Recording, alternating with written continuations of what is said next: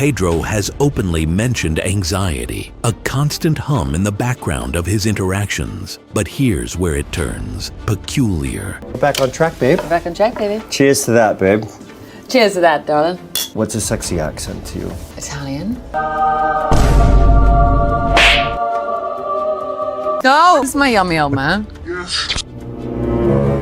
I think that's my favorite image so far. That was our very first day as well. I know, baby. Answering questions about you. You can't leave me alone that long. I don't even think I'm good at that. Look at that. Now he's really getting in the swing. What kind of husband would Pedro make? Oh my God, are you kidding? Who wouldn't want to marry? Can you name 4 fantastic things about each other?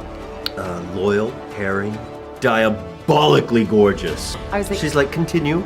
oh yeah, Pedro. I'm like first in the line, darling. I could give you a long list. So obviously the chemistry between you guys, insane. His supposed remedy for that anxiety often involves touching women, not in an aggressive way, not in a way that would make the headlines for assault, but in a way that makes you pause, a hand on the waist, fingers brushing a cheek, a palm resting on a belly that isn't his to touch. It's frequent and it's intimate. Footage exists, plenty of it, of him in these moments, on press tours, at award shows, backstage at events, married women, pregnant women, the wives of friends. His hands find their way to them as naturally as breathing, always paired with the explanation, explicit or implied, I get anxious. This helps. Here's the thing, anxiety is real, but coping mechanisms are personal, private. You don't typically see someone reaching for another person's body, especially someone else's spouse, in such a casual, almost practiced way. It's my yummy old man.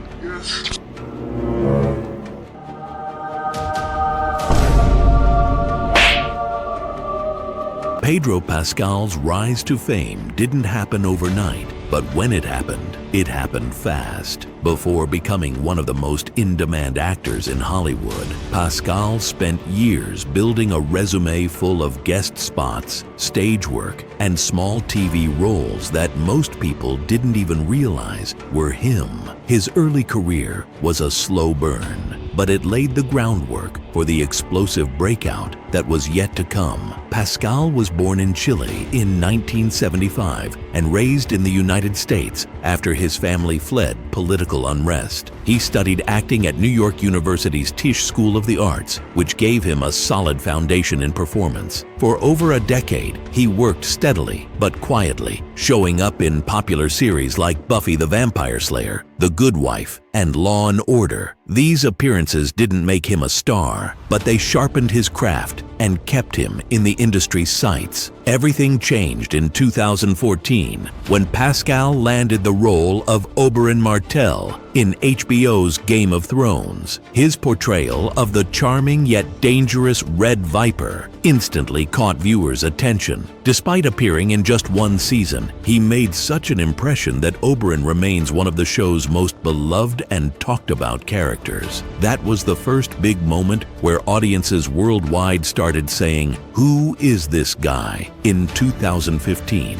Pascal took on the role of DEA agent Javier Peña in Netflix's Narcos. This wasn't just a guest appearance. It was a leading role in one of the platform's biggest original series at the time. Over 3 seasons, Pascal's grounded, charismatic performance kept audiences hooked and proved that Game of Thrones wasn't a fluke. He could carry a show. Then came The Mandalorian in 2019. Taking on the title role in Disney's first live-action Star Wars series was a massive responsibility. Even though his face was hidden under a helmet for most scenes, Pascal brought depth, vulnerability, and quiet humor to the character. This role didn't just make him a household name among Star Wars fans, it solidified him as a pop culture icon. By 2023, Pascal was already famous, but HBO's The Last of Us took him to an entirely new level, playing Joel in the critically acclaimed adaptation of the beloved video game, put him front and center in one of the most watched shows of the year. His chemistry with co-star Bella Ramsey and his emotionally raw performance turned the series into a phenomenon. Alongside his TV dominance, Pascal has also appeared in blockbuster films like Wonder Woman 1984, 2020, and The Unbearable Weight of Massive Talent 2022,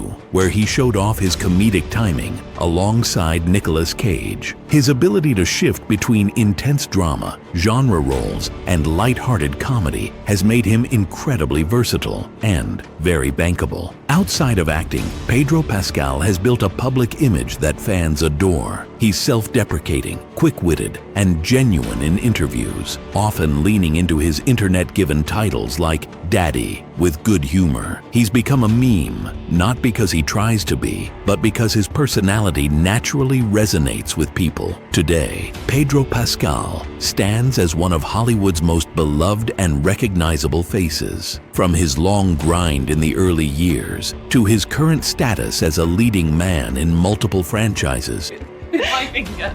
The fact that I'm sitting here next to one of my favorite people in my life. Oh. No, I actually get emotional thinking about it because here's the thing, anxiety is real, but coping mechanisms are personal, private. You don't typically see someone reaching for another person's body, especially someone else's spouse, in such a casual, almost practiced way. Some interactions look staged for publicity. Hollywood PR teams do coach their stars to appear warm, connected, affectionate with their co-stars, but Pedro's touch lingers. It repeats, and it crosses into moments that aren't for the cameras. That's where it shifts from friendly to odd. Watch closely, and you'll see the reactions. A quick glance, a subtle stiffening of posture, a half smile that doesn't quite reach the eyes. William Dafoe's wife, catching a sudden hand on her shoulder from Pedro, shot him a look sharp enough to stop a man mid-sentence. Even Will himself seemed caught off guard. And then there's the strange duality. He can be perfectly appropriate when he chooses to be. With Bella Ramsey, for instance, his comfort gesture was simply holding his own stomach. No physical contact with her, no unnecessary closeness. That means he can control it, which leaves us asking, why doesn't he always? Is it habit, ego, a subconscious way of testing boundaries, or just a quirk so baked into his personality that it slips out unchecked in public spaces? Pedro Pascal's public image is still shining, but his pattern, the quiet repetition of these overly familiar touches, has been noticed, not by gossip blogs, not by paparazzi, but by everyday people watching, replaying, and wondering if this is the kind of weirdness we should just laugh off or question a little more seriously.